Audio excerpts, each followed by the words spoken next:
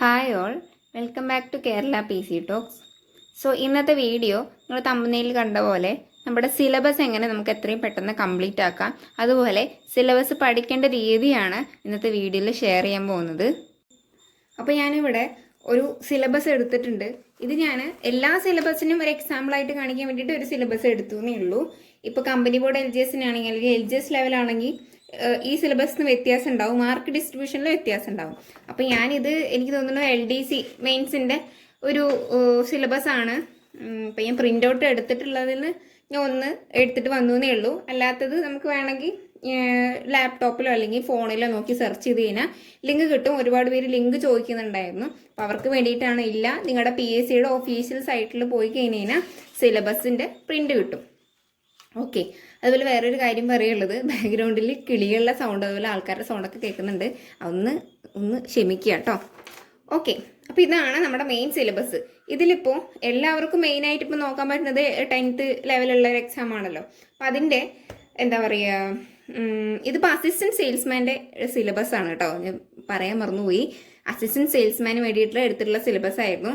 അതിൽ ചരിത്രം 5 mark, ഭൂമിശാസ്ത്രം 5 mark, ധനതത്വശാസ്ത്രം 5 mark, Indian ഭരണഘടന 5 മാർക്ക്, കേരളം ഭരണവും ഭരണ സംവിധാനങ്ങളും 5 മാർക്ക്, അതുപോലെ ബയോളജി 6 മാർക്ക്, ഫിസിക്സ് കെമിസ്ട്രിയും 3 മാർക്ക് ചെയ്ത് ടോട്ടൽ 6 മാർക്ക്, കലാ കായിക സാഹിത്യ സംസ്കാരം 5 മാർക്കാണ്, കമ്പ്യൂട്ടറിന് 3 മാർക്ക്, സുപ്രധാന നിയമങ്ങൾക്ക് 5 മാർക്കും, അതുപോലെ കറണ്ട് അഫയേഴ്സിന് 20 മാർക്കും, മാത്സിന് 10 മാർക്കും, ഇംഗ്ലീഷിന് 10 മാർക്കും, മലയാളത്തിന് 10 മാർക്കും ആയിട്ടാണ് മാർക്ക് ഡിസ്ട്രിബ്യൂഷൻ വരുന്നത്.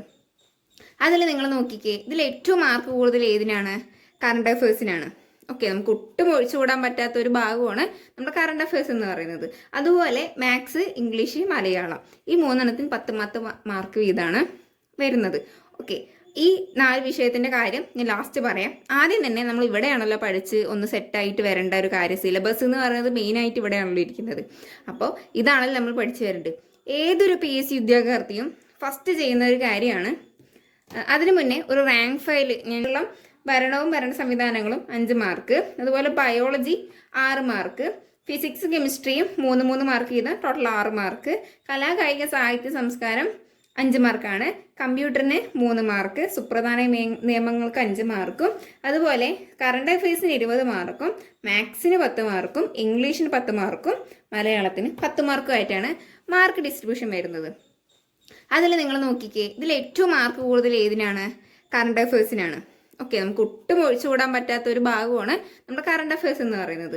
അതുപോലെ മാത്സ്, ഇംഗ്ലീഷ്, മലയാളം ഈ 3 10 മാർക്ക് വീതമാണ് വരുന്നത്.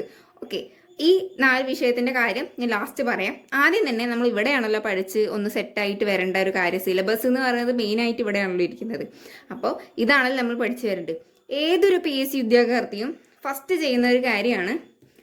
അതിനു മുന്നേ ഒരു റാങ്ക് ഫയൽ ഞാൻ കാണിച്ചു തരാം. ഞാൻ യൂസ് ചെയ്യുന്ന റാങ്ക് ഫയൽ ഏതാണെന്ന് ചോദിച്ചിട്ടുണ്ടായിരുന്നു. ഞാൻ മുന്നേ വീഡിയോ ചെയ്തിട്ടുണ്ടായിരുന്നു. അതിൽ ഞാൻ പറഞ്ഞിട്ടുണ്ടായിരുന്നു 10th ലെവൽ മെയിൻസിൻ്റെ റാങ്ക് ഫയലാണ്. 2022 എഡിഷനാണ്. പക്ഷേ നിങ്ങൾ ഇനിയിപ്പോൾ റാങ്ക് ഫയൽ വാങ്ങിക്കണവരാണെങ്കിൽ എന്ത് ചെയ്താൽ മതി? 2025 അല്ലെങ്കിൽ 26 കിട്ടുന്നുണ്ടെങ്കിൽ 26 അല്ലെങ്കിൽ 25 വാങ്ങിക്കാം കേട്ടോ. അപ്പോൾ ഒരു 10th ലെവലിൽ ഇതിൽ ഓൾമോസ്റ്റ് എല്ലാ ടോപ്പിക്കും ഇൻക്ലൂഡഡ് ആണ്. ഇത് 3 വോളിയായിട്ടാണ് വരുന്നത്. അപ്പോൾ ഞാൻ റാങ്ക് ഫയലിൻ്റെ കാര്യം പറയാമെന്ന് വെച്ചത്, ഒരു റാങ്ക് ഫയൽ വാങ്ങിച്ച ഞാൻ ഉൾപ്പെടെ ചെയ്തൊരു കാര്യമാണ്. ഫസ്റ്റ് ചെയ്ത് തുറന്നിട്ട് എന്ത് ചെയ്യും, ഇതിലെ ചരിത്രമായിരിക്കും ഇത് തുടക്കം. ഇതിലിപ്പോൾ ചരിത്രമില്ല, വോളിയം 2 ആണ്, വോളിയം 1 ചരിത്രം ഇരിക്കുന്നത്. ആദ്യം തന്നെ ഇതിൻ്റെ ചരിത്രം എടുത്തിട്ട് ഇരുന്ന് പഠിക്കും. ചരിത്രം പറഞ്ഞു കഴിഞ്ഞാൽ ആദ്യം തന്നെ യൂറോപ്യന്മാരുടെ ആഗമനമായിരിക്കും ഫസ്റ്റ് ഉണ്ടാവുക. അത് നമ്മുടെ സിലബസിലുണ്ട്. പക്ഷെ എന്താണ്, ഒരു PSC ഉദ്യോഗാർത്ഥി ചെയ്യുന്ന ഒരു കാര്യമാണ്. ആരെങ്കിലും ചെയ്തിട്ടുണ്ടാവും, ഒരാൾ പോലും എനിക്ക് തോന്നുന്നു ചെയ്യാണ്ടിരുന്നിട്ടുണ്ടാവില്ല. ഫസ്റ്റ് തന്നെ കയറിയിട്ട് റാങ്ക് ഫയൽ ഫസ്റ്റ് തൊട്ടേ ഇരുന്ന് കാണാപ്പാടെ ഫുൾ അങ്ങോട്ട് പഠിക്കും. എന്നിട്ട് എന്ത് ചെയ്യും, അത് പഠിച്ചു എല്ലാം ആയി എന്നുള്ളൊരു ലെവലിലിരിക്കും. പക്ഷെ നിങ്ങൾ ചെയ്യേണ്ടത് എന്താണെന്നറിയോ, നമുക്കിപ്പോൾ ചരിത്രത്തിന് 5 മാർക്കാണ് വരുന്നത്, ചരിത്രം. അതുപോലെ ഹിസ്റ്ററി, ജോഗ്രഫി എന്ന് ഞാൻ പറയാം, ചരിത്രം എന്ന് മാത്രം ഞാൻ പറയുന്നില്ല, മനസ്സിലാവാൻ വേണ്ടിയിട്ട്. അപ്പോൾ ഹിസ്റ്ററിക്ക്, ചരിത്രത്തിൽ ഈ 5 മാർക്കിന് വേണ്ടിയിട്ട് നമ്മൾ ഇന്ത്യൻ ചരിത്രം പഠിക്കണം, ലോക ചരിത്രം പഠിക്കണം, അതുപോലെ കേരള ചരിത്രം ഒക്കെ പഠിക്കണം. അപ്പോൾ അതിന് വേണ്ടിയിട്ട് മാത്രം 5 മാർക്ക്. ഇപ്പോൾ ജോഗ്രഫിയിലും 5 മാർക്കാണ് വരുന്നത്. അതിനും നോക്കിക്കേ, ഒരുപാട് പോയിന്റ്സുകൾ നമുക്ക് പഠിക്കാനുണ്ട്. അതുപോലെ ജില്ലകൾ, നദികൾ, ഉത്തര മഹാസമതലം, ഉപദ്വീപീയ പീഠഭൂമി, അങ്ങനെയൊക്കെ ഒരുപാട് ഏരിയാസ് നമുക്ക് ഈ 5 10 മാർക്കിന് കവർ ചെയ്യേണ്ട. 5 മാർക്കിന് എത്രയും തോനെ പഠിക്കാനുണ്ട് നിങ്ങൾ നോക്കുക. അതിന് തൊട്ടപ്പുറത്ത് ഒരു എക്കണോമിക്സ് വരുന്നുണ്ട്, ധനതത്വശാസ്ത്രം. ഇതിന് എത്ര മാർക്കാണ് വരുന്നത്? 5 മാർക്കാണ് വരുന്നത്. അതിൽ എത്രയേ ഉള്ളൂ? ഇന്ത്യ, സാമ്പത്തിക രംഗം, പഞ്ചവത്സര പദ്ധതികൾ, പ്ലാനിംഗ് കമ്മീഷൻ, നീതി ആയോഗ്, നവസാമ്പത്തിക പരിഷ്കാരങ്ങൾ, ധനകാര്യ സ്ഥാപനങ്ങൾ, കാർഷിക വിളകൾ, ധാതുക്കൾ, ഹരിത വിപ്ലവം. ഇത് ഇത്രയല്ലേ വരുന്നുള്ളൂ. ആകെ 5 മാർക്കിന് ഇത്ര ടോപ്പിക്കേ വരുന്നുള്ളൂ. പഠിക്കാൻ കുറച്ച് ടഫാണെങ്കിലും പലവരും മാറ്റി വയ്ക്കുന്ന ഒരു ടോപ്പിക്കാണ് ഈ എക്കണോമിക്സ് എന്ന് പറയുന്നത്. എല്ലാവരും ചരിത്രമായിരിക്കും ആദ്യം പഠിക്കുക, അത് പഠിച്ച് തീരണ്ടേ എന്ന് പറഞ്ഞിട്ട്. പക്ഷെ നമ്മൾ എന്ത് ചെയ്യേണ്ട, ആദ്യം ഒരു സിലബസ് എടുത്തു കഴിഞ്ഞാൽ ഏറ്റവും കൂടുതൽ മാർക്ക് സ്കോർ ചെയ്യാൻ പറ്റുന്ന ഏരിയാസ് ആയ ഈ പറഞ്ഞ എക്കണോമിക്സ് ഒക്കെ ആദ്യം നിങ്ങൾ പഠിക്കാൻ ശ്രമിക്കുക.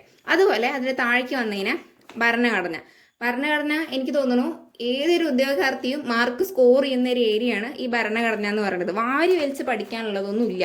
PSC അതുപോലെ വാരി വലിച്ച് ചോദിക്കില്ല. കുറേ ക്വസ്റ്റ്യൻ പേപ്പർ എടുത്ത് നോക്കി കഴിഞ്ഞാൽ നമ്മുടെ PYQ ആയിട്ടുള്ള ക്വസ്റ്റ്യൻസ് തന്നെ നമുക്ക് എക്സാംസിനൊക്കെ വരാറുണ്ട്.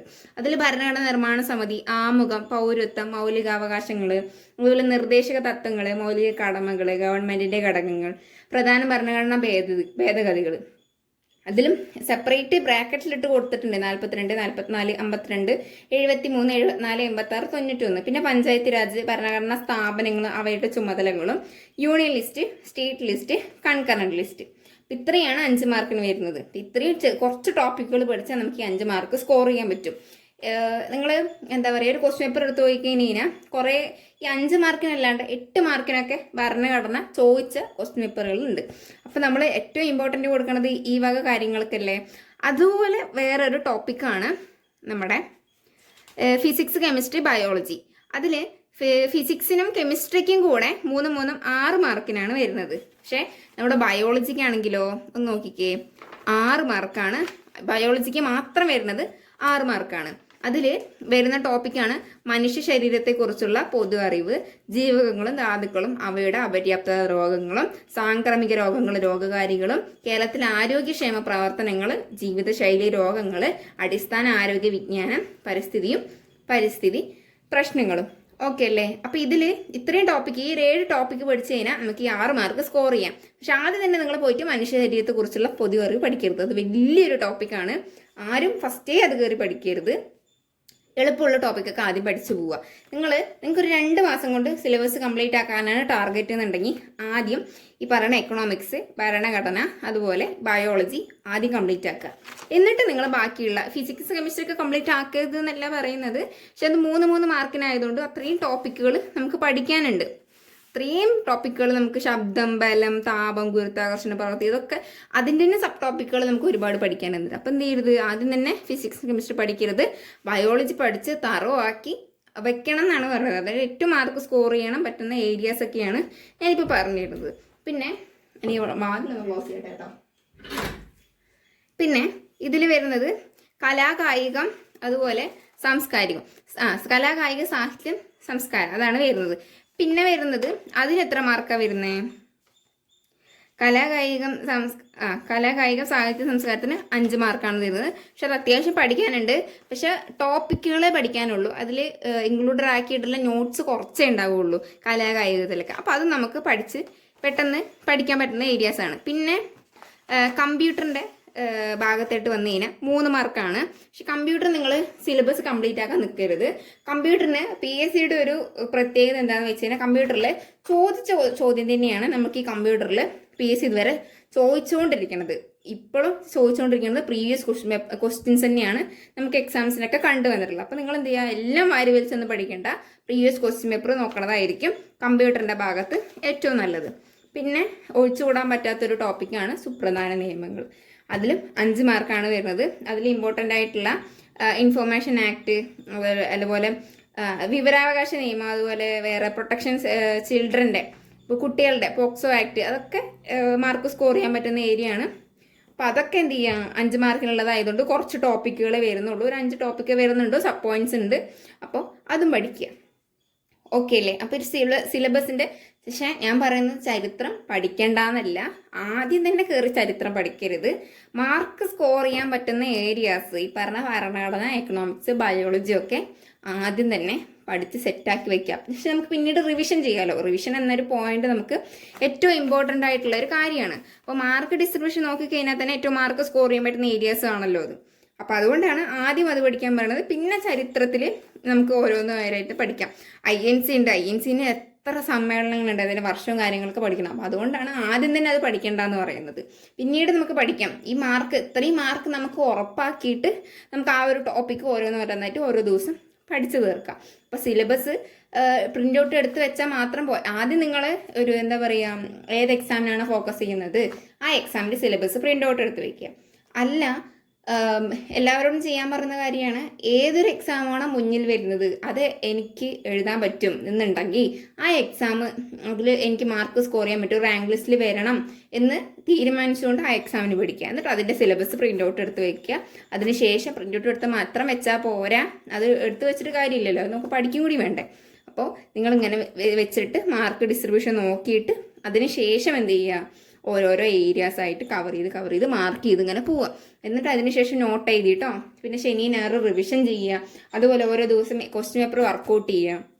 അപ്പോൾ ഇങ്ങനെയൊക്കെ ചെയ്ത് കഴിഞ്ഞാൽ നമുക്ക് സിലബസ് ഫുള്ളായിട്ട് കംപ്ലീറ്റ് ആക്കാൻ പറ്റും. ഇനി സിലബസ് കംപ്ലീറ്റ് 2 മാസം കൊണ്ട് കംപ്ലീറ്റ് ആക്കാനുള്ള ടൈം ടേബിളുമായിട്ട് നമുക്കൊരു അടുത്ത വീഡിയോയിൽ ഞാൻ പറയാം കേട്ടോ. 2 മാസം കൊണ്ട് ഒരു ടാർഗറ്റ് വെച്ചിട്ട്, അല്ലെങ്കിൽ 2.5 മാസം അല്ലെങ്കിൽ 3 മാസം നമുക്ക് എന്തായാലും ഇപ്പോൾ കമ്പനി ബോർഡ് LGS ആണ് അടുത്ത എക്സാം വരാൻ പോകുന്നത് എനിക്ക് കേട്ടോ. ബാക്കിയുള്ളവർക്ക് പല എക്സാംസ് ഉണ്ടാവും. അപ്പോൾ ഞാൻ ടാർഗറ്റ് ചെയ്യുന്ന ഒരു എക്സാമാണ് കമ്പനി ബോർഡ് LGS. അപ്പോൾ അതിന് വേണ്ടിയിട്ട് സിലബസിൽ എങ്ങനെ 2 മാസം കൊണ്ട് അല്ലെങ്കിൽ 2.5 മാസം കൊണ്ട് കംപ്ലീറ്റ് ചെയ്യാന്നുള്ളത് അടുത്തൊരു വീഡിയോയിൽ പറയാം. അപ്പോൾ ഓക്കെ അല്ലേ? നിങ്ങളുടെ ഡൗട്ടൊക്കെ എന്തെങ്കിലും ഉണ്ടെങ്കിൽ നിങ്ങൾ കമൻറ്റ് ബോക്സിൽ ചോദിക്കുക. പിന്നെ ഇവിടെ കണ്ടുള്ള ബുക്കിൻ്റെയും ക്ലോക്കിൻ്റെയും ഒക്കെ പ്രൊഡക്റ്റ് ഞാനിവിടെ ടാഗ് ചെയ്ത് കൊടുക്കാം കേട്ടോ. വാങ്ങിക്കാൻ താല്പര്യമുള്ളവർക്ക് വാങ്ങിക്കാം കേട്ടോ. അപ്പോൾ വീഡിയോ ഇഷ്ടപ്പെട്ടെന്ന് വിചാരിക്കണം. അപ്പോൾ ഇന്നത്തെ വീഡിയോ ഇത്രയേ ഉള്ളൂ. അടുത്ത വീഡിയോയിൽ കാണാം. ബൈ.